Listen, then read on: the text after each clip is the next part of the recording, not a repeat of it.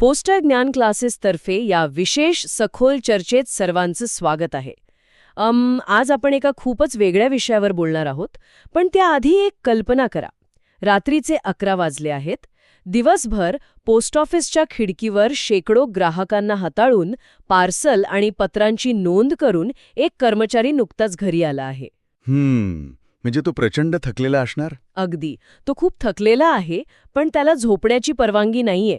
कारण त्याला विभागीय पदोन्नतीची म्हणजेच LDCE परीक्षा द्यायची आहे. हो, LDCE limited departmental competitive examination. खूपच महत्वाची परीक्षा असते ती. बरोबर. आणि मग तो कपाटातून शेकडो पानांचं जाडजूड सरकारी नियमांनी भरलेलं एक पुस्तक काढतो. काळ्या पांढऱ्या रंगातले किचकट परिच्छेद, जिथे भावनांना अजिबात थारा नसतो, फक्त कोरडे नियम असतात. आणि वाचताना झोप येणं अगदी साहजिक आहे तिथे. हो ना. डोळ्यांवर झोप अनावर होत असताना अचानक त्या पुस्तकाच्या एका पानावर एक हसरा पिवळ्या रंगाचा कार्टून लाईट बल्ब त्याच्याकडे बघून बोट दाखवत असलेला दिसतो. आणि त्या गंभीर वातावरणात तो एक छोटासा हसरा बल्ब अचानक सगळा ताण हलका करतो. अरे वा, हे चित्र खूपच बोलकं आहे. होय. आणि म्हणूनच आजची ही चर्चा खास आहे. आज आपण पोस्टल ज्ञान क्लासेसद्वारे टपाल खात्याच्या विभागीय पदोन्नती परीक्षांच्या तयारीसाठी दिलेल्या लेक्चरच्या माहितीवर सविस्तर चर्चा करणार आहोत. आपल्याकडे पोस्ट गाईड इंक 3 PDF या महत्त्वाच्या दस्तऐवजाचे अंश आहेत. आणि हे दस्तऐवज पाहिल्यावर लगेच लक्षात येतं की हा केवळ नियमांचा कोरडापाढा नक्कीच नाहीये. सरकारी दस्तऐवज आणि प्रशिक्षणाचं साहित्य कसं असावं याबद्दलच्या आपल्या ज्या काही कल्पना असतात, पूर्वग्रहदूषित कल्पना. अगदी, त्यांना हा स्रोत पूर्णपणे छेद देतो. आणि हेच आजचं आपलं मिशन आहे.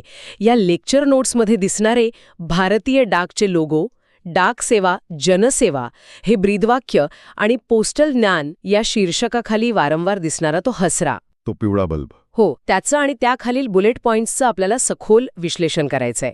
एका सरकारी आणि अत्यंत महत्त्वाच्या परीक्षेच्या मार्गदर्शकामध्ये अशी कार्टूनसारखी दृश्य का वापरले जातात हे आपल्याला समजून घ्यायचंय.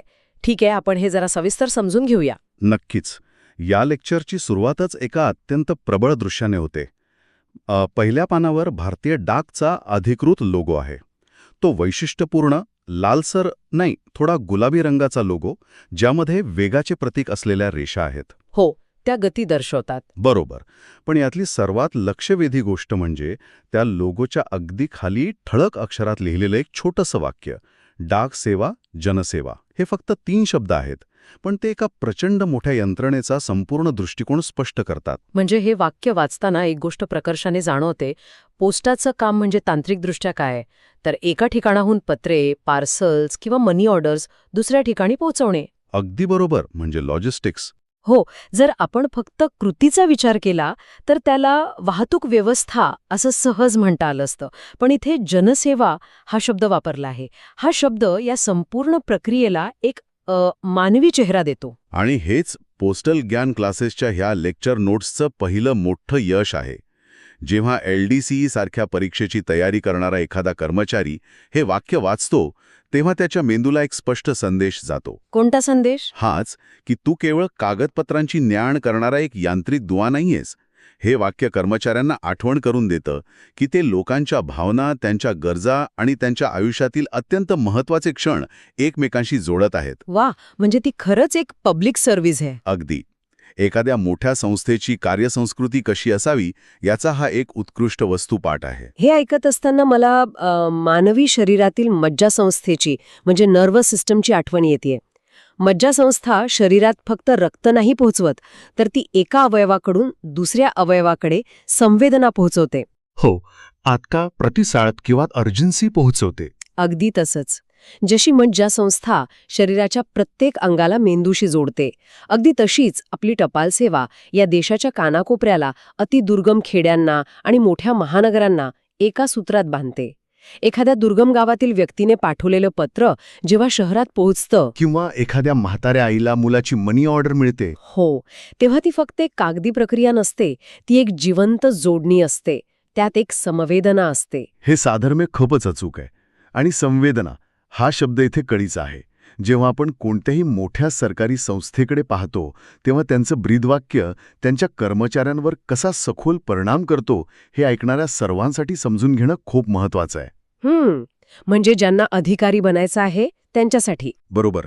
ज्या कर्मचाऱ्यांना पदोन्नती मिळून अधिकारी बनायचं आहे त्यांच्याकडून केवळ नियमांची पोपटपंची अपेक्षित नसते. त्यांच्याकडे हा जनसेवेचा दृष्टिकोन असणं सर्वात जास्त गरजेचं असतं. जेव्हा नियमांच्या चौकटीत राहून ग्राहकाला मदत करायची असते तेव्हा अधिकाऱ्याने ग्राहकाचं हित सर्वोच्च स्थानी ठेवावं ही या घोषणेमागची मूळ धारणा आहे. आणि इथेच ही गोष्ट खऱ्या अर्थाने रंजक बनते, कारण एका बाजूला जनसेवा हा अत्यंत भावनिक आणि मानवी दृष्टिकोन आहे, पण दुसऱ्या बाजूला परीक्षेसाठी आवश्यक असणारे अतिशय तांत्रिक, सांख्यिकीय आणि तथ्यात्मक म्हणजे फॅक्च्युअल नियम आहेत. पोस्ट ऑफिसचं काम हे अत्यंत काटेकोर नियमांवर चालतं ना. हो, तिथे वजनाचे, तिकिटांचे, वेळेचे अतिशय कडक निकष असतात. मग या दोन्ही गोष्टींचा मेळ या पोस्टल ज्ञानच्या नोट्समध्ये कसा घातला आहे हे पाहणं खरोखरच औत्सुक्याचं ठरतं. सूत्रांमध्ये आपण पाहतो की माहितीच्या पानांवर वारंवार एक पोस्टल ज्ञान असा ठळक शब्द असलेला बॅनर येतो आणि त्यासोबत तो हसरा, वरच्या दिशेने बोट दाखवणारा तो पिवळा लाईट बल्ब असतो. हो, तो कार्टून बल्ब. म्हणजे एका अत्यंत अधिकृत आणि गंभीर अशा सरकारी खात्याच्या पदोन्नती परीक्षेच्या नोट्समध्ये असा बल्ब असणं हे वरवर पाहता थोडं विसंगत नाही का वाटत? विसंगत वाटू शकतं, पण त्यामागे एक अत्यंत प्रगल्भ असं मानसशास्त्र दडलंय. याचं मूळ मानवी मेंदूच्या आकलन प्रक्रियेत आणि प्रौढ शिक्षणाच्या म्हणजे ॲडल्ट लर्निंगच्या सिद्धांतात आहे. अच्छा, अडल्ट लर्निंग. हो, आपण जे स्रोत पाहत आहोत ते पोस्टल ज्ञान क्लासेसद्वारे LDCEच्या तयारीसाठी तयार केलेले लेक्चर नोट्स आहेत. आता आपण त्या कर्मचाऱ्याच्या मनस्थितीचा विचार करूया, ज्याचं उदाहरण आपण सुरुवातीला घेतलं. हो, तो रात्री थकून आलेला कर्मचारी. बरोबर. तो प्रौढ आहे, नोकरी करणार आहे, त्याच्यावर कौटुंबिक जबाबदाऱ्या आहेत आणि तो आधीच खूप थकून गेलेला आहे. म्हणजे अशा व्यक्तीच्या मेंदूची माहिती ग्रहण करण्याची क्षमता एका तरुण विद्यार्थ्यासारखी ताजी नक्कीच नसते. त्यांच्याकडे सलग 4-5 तास एकाग्रतेने जाडजूड पुस्तकं वाचण्याची ऊर्जा नसू शकते. अगदी बरोबर. आणि म्हणूनच पोस्टल ज्ञान क्लासेसच्या नोट्स LDCEच्या तयारीसाठी अत्यंत उपयुक्त आहेत. कारण अशा उमेदवारांना जेव्हा तथ्यात्मक आणि सांख्यिकीय माहिती शिकवायची असते म्हणजे फॅक्च्युअल अँड स्टॅटिस्टिकल डेटा, तेव्हा पारंपरिक पद्धती कुचकामी ठरतात. म्हणजे नुसते मोठे परिच्छेद देऊन चालत नाही. अजिबात नाही. म्हणूनच तो लाईट बल्ब वापरलाय. लाईट बल्ब हे जगभरात अचानक सुचलेल्या कल्पनेचं म्हणजेच आहा मोमेंटचं मान्यताप्राप्त प्रतीक आहे. हो, ते डोक्यात प्रकाश पडल्यासारखा. अगदी तसंच. जेव्हा एखादा कर्मचारी या मार्गदर्शकाचा अभ्यास करत असेल आणि काळ्या पांढऱ्या अक्षरांच्या गर्दीत अचानक पानावर हा हसरा बल्ब त्याला दिसेल, तेव्हा त्याचा मेंदू एका सेकंदात सतर्क होतो. तो बल्ब एक प्रकारचा व्हिज्युअल अँकर म्हणून काम करतो. अच्छा, म्हणजे हा बल्ब एक प्रकारचा दृश्य गजर किंवा व्हिज्युअल अलार्म आहे. तो उमेदवाराला शांतपणे सांगतोय की इथे लक्ष द्या. हे परीक्षेच्या दृष्टीने अत्यंत महत्वाचं आहे. हो, आणि पोस्टल ज्ञानच्या लेक्चरमध्ये या गोष्टीवर खूप भर दिलाय की जिथे बल्ब आहे तिथे एखादी महत्त्वपूर्ण तथ्यात्मक माहिती असू शकते, एखादा आकडा असू शकतो, किंवा एखादा स्टॅटिस्टिकल नियम असू शकतो ज्यावर परीक्षेत हमखास प्रश्न विचारला जाऊ शकतो. अगदी बरोबर. आणि हे तंत्र फक्त लक्ष वेधून घेण्यासाठी नाही तर स्मरणशक्ती वाढवण्यासाठीही वापरलं जातं. परीक्षेच्या तणावपूर्ण वातावरणात संपूर्ण परिच्छेद जसाच्या तसा आठवत नाही, पण त्या पिवळ्या बल्बचं चित्र आणि त्याच्या शेजारी लिहिलेला तो विशिष्ट सांख्यिकीय नियम त्याच्या फोटोग्राफिक मेमरीमध्ये कोरला जातो. वा, म्हणजे माहिती फक्त देणं नाही तर ती माहिती मेंदूत साठवण्यासाठी योग्य परिस्थिती निर्माण करणं. हो, आणि म्हणूनच पोस्टल ज्ञान क्लासेसच्या या लेक्चर नोट्स इतक्या प्रभावी ठरतात. हे ऐकताना मला त्या पानांवरील रचनेचा आणखी एक भाग आठवतोय. या बल्बसोबतच तिथे माहिती सल्लग परिच्छेदांमध्ये देण्याऐवजी रिकाम्या बुलेट पॉइंट्समध्ये दिलेली आहे. माहितीचे असे लहान तुकडे का केले असावेत? जर आपण हे एका व्यापक दृष्टिकोनातून पाहिलं तर हे संज्ञात्मक भार किंवा इंग्रजीत ज्याला आपण कॉग्निटिव्ह लोड म्हणतो तो कमी करण्याच्या प्रक्रियेशी जोडलेला आहे. एका मोठ्या सलग परिच्छेदात दिलेली माहिती वाचताना डोळ्यांना आणि मेंदूला सतत माहितीची छाननी करावी लागते. म्हणजे मुख्य मुद्दा कुठे सुरू होतो आणि कुठे संपतो हे शोधण्यातच ऊर्जा खर्च होते. अगदी. याउलट बुलेट पॉइंट्समुळे माहितीचे लहान, पचायला सोप्या अशा तुकड्यांमध्ये विभाजन होतं. या प्रक्रियेला चंकिंग म्हणतात. त्यामुळे फॅक्च्युअल माहिती पटकन लक्षात राहते. पण सर, इथे मला एक प्रामाणिक प्रतिवाद करावासा वाटतोय. म्हणजे एक शंका आहे. हो, सांगा ना. आपण सरकारी कामाच्या गांभीर्याबद्दल बोलतो. टपाल खातं हे देशातील सर्वात जुन्या आणि विश्वासार्ह संस्थांपैकी एक आहे. त्यांच्या नियमावलीत आणि LDCE सारख्या गंभीर परीक्षेच्या साहित्यात अशा कार्टून बल्ब्सचा वापर केल्याने त्या माहितीचं गांभीर्य कुठेतरी कमी होत असेल असं वाटत नाही का? म्हणजे लोक याला बालिश समजतील असं? हो, लोक याला शालेय विद्यार्थ्यांच्या पुस्तकासारखं तर घेणार नाहीत ना. अनेकदा सरकारी कारभारात अतिऔपचारिक भाषेलाच गांभीर्याचं लक्षण मानलं जातं. हा एक अत्यंत महत्वाचा आणि विचार करण्यासारखा आक्षेप आहे. पारंपरिक नोकरशाहीच्या विचारसरणीनुसार कदाचित हे कमी गंभीर वाटू शकतं, पण आधुनिक प्रशिक्षणाचं तंत्र एक अत्यंत वेगळा दृष्टिकोन मांडतं. तो कसा? ते सांगतं की गांभीर्यापेक्षा आकलन म्हणजे कॉम्प्रिहेन्शन जास्त महत्वाचं असतं. विचार करा, जर एखादा अत्यंत गंभीर आणि क्लिष्ट भाषेत लिहिलेला नियम कर्मचाऱ्याला समजलाच नाही किंवा तो वाचताना त्याला झोप आली, हो ना, तर त्या कागदावरच्या गांभीर्याचा प्रत्यक्ष कामात काय उपयोग? बरोबर. म्हणजे नियम समजून न घेता फक्त त्याचं ओझं बाळगण्यापेक्षा तो सोप्या पद्धतीनं समजणं जास्त फलदायी आहे. अगदी. पोस्टल ज्ञान क्लासेसने तयार केलेल्या या लेक्चर नोट्सनी हे अचूक ओळखलं आहे. हा हसरा बल्ब माहितीचं गांभीर्य कमी करत नाही, तर तो त्या माहितीची भीती कमी करतो. तो अभ्यासाचं सुलभीकरण करतो. आणि तुम्ही सूत्रांमध्ये त्या लाईट बल्बच्या चेहऱ्यावरील हावभाव काळजीपूर्वक पाहिले तर तो अतिशय उत्साही आहे. त्याचा एक हात कमरेवर आहे आणि दुसऱ्या हाताचं बोट वर दाखवून तो जणू काहीतरी नवीन शोधल्याचा आनंद व्यक्त करतोय. हो, तो खूप पॉझिटिव्ह वाटतो. हे सकारात्मक दृश्य अभ्यासातील तणाव कमी करण्यासाठी अत्यंत जाणीवपूर्वक वापरलं गेलं आहे. जेव्हा उमेदवार प्रचंड तणावाखाली असतो तेव्हा असे छोटे व्हिज्युअल ब्रेक्स त्यांना खूप मानसिक आधार देतात. हे स्पष्टीकरण खरोखरच पटण्यासारखं आहे. शिकणं गंभीर असलं तरी ते कंटाळवाणं असण्याची गरज नाही, हेच यातून सिद्ध होतं. चला तर मग हे जे पोस्टल ज्ञान आपण आत्तापर्यंत विश्लेषित करत आहोत त्याचं प्रत्यक्ष उपयोजन कसं होऊ शकतं हे पाहण्यासाठी आपण एक छोटीशी बौद्धिक कसरत करूया. म्हणजे क्विज. हो, एक छोटीशी क्विज किंवा वैचारिक प्रयोग करून पाहूया. नक्कीच, हे खूप उपयुक्त ठरेल. विचारा. समजा एक उमेदवार या विभागीय परीक्षेच्या नोट्स वाचत आहे. त्याच्यासमोर पानावरील तो उत्साही हसरा बल्ब आला आहे आणि त्यापुढील बुलेट पॉइंट्समध्ये ग्राहकांच्या सेवेशी संबंधित एक तांत्रिक नियम दिला आहे.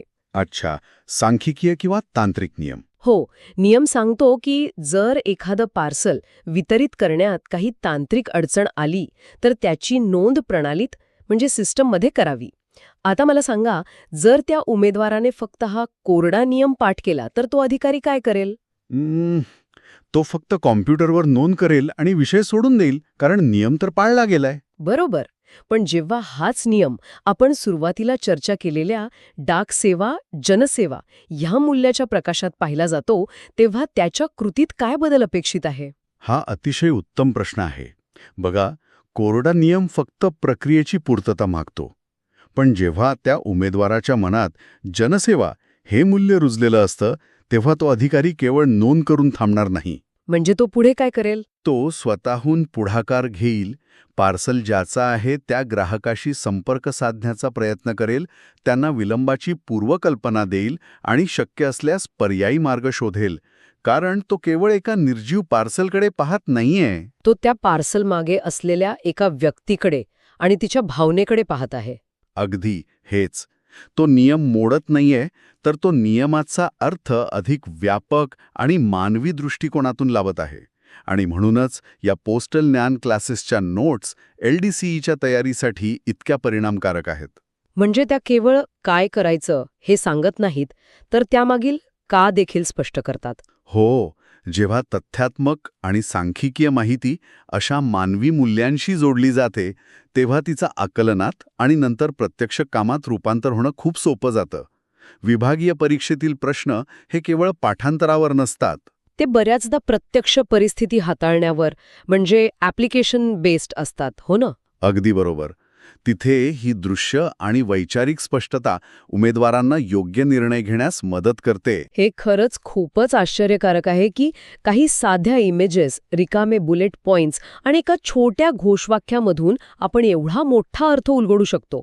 सुरुवातीला आपल्याला वाटलं होतं की आपण फक्त एका PDF फाईलच्या पानावर छापलेल्या चित्रांबद्दल बोलणार आहोत. आणि परीक्षेत पास होण्याच्या काही ट्रिक्सबद्दल. हो, पण प्रत्यक्षात आपण एका मोठ्या संस्थेच्या ज्ञान व्यवस्थापनाच्या आणि संवाद प्रणालीच्या मुळापर्यंत पोचलो आहोत. या संपूर्ण रचनेकडे एका पुलासारखं पाहता येईल. हा पूल एका बाजूला असलेल्या अत्यंत क्लिष्ट आणि सांख्यिकीय नियमांना दुसऱ्या बाजूला असलेल्या सामान्य रात्रंदिवस मेहनत करणाऱ्या कर्मचाऱ्यांशी जोडतो. क्या बात आहे. आणि हा पूल ओलांडूनच कर्मचारी एका साध्या क्लार्कवरून एका जबाबदार अधिकाऱ्याच्या भूमिकेत प्रवेश करतो. होय, आणि या पुलाला मजबूत करणारी सिमेंट म्हणजे डाक सेवा जनसेवा हे मूल्य. तर या सगळ्याचे नेमका अर्थ काय? आजच्या या सखोल चर्चेतून आपण नेमके काय शिकलो? जे सुरुवातीला फक्त काही इमेजेस आणि पोस्टर्सचे लोगो वाटत होते, ती प्रत्यक्षात कर्मचाऱ्यांना प्रशिक्षित करण्यासाठी वापरलेली एक अत्यंत प्रगल्भ प्रणाली आहे. नक्कीच. यातून कर्मचाऱ्यांना केवळ परीक्षेपुरते तांत्रिक ज्ञानच मिळत नाही, तर जनसेवा करण्याचं सर्वोच्च मूल्यही त्यांच्यात बिंबवले जाते.